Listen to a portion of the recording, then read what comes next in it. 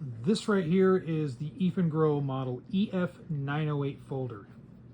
I'm going to put up here in this corner a insert that's going to show the details on the knife from the Amazon website. And while that's scrolling, I'm just going to go ahead and talk about it. Just the overall feel of this knife. So, $27, give or take, seems to be what it's going for these days. So it's a really, really budget priced folder. So D2 steel, G10 handles, and it is a flipper with a pretty decent action.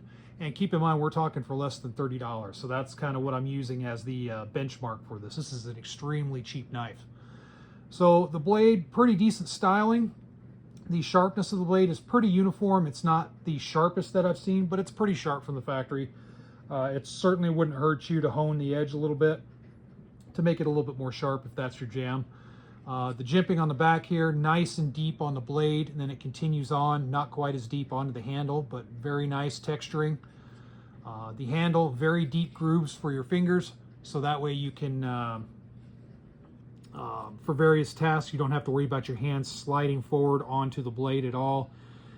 The clip right here, pretty decently made. It is not reversible in any way, so you're kind of stuck with that right hand tip-up carry, which most people will be just fine, but if you're a lefty or whatnot, you may have to adapt a little bit. The liner lock seems to be pretty consistent and it engages pretty good, so no issues there. The liner is pretty thick. I can't squeeze it with my hands. So pretty solid knife overall. The blade has a pretty good thickness. Everything's pretty good. The centering is pretty good, and the detent is nice. There's a very good detent. I have to use a decent amount of pressure right there to get it to come open. And why is that important? Well, I don't want it in my pocket and then the blade popping open like that. So when I reach in, then I get stabbed by the blade. So it's very important that it has a good detent, ball detent right there, that will keep it closed until I want it open.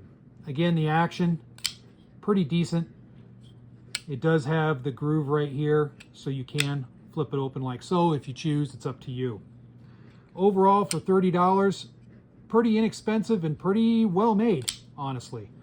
The G10 feels good in hand and it's machined pretty well. I don't see really any glaring issues with the machining on this.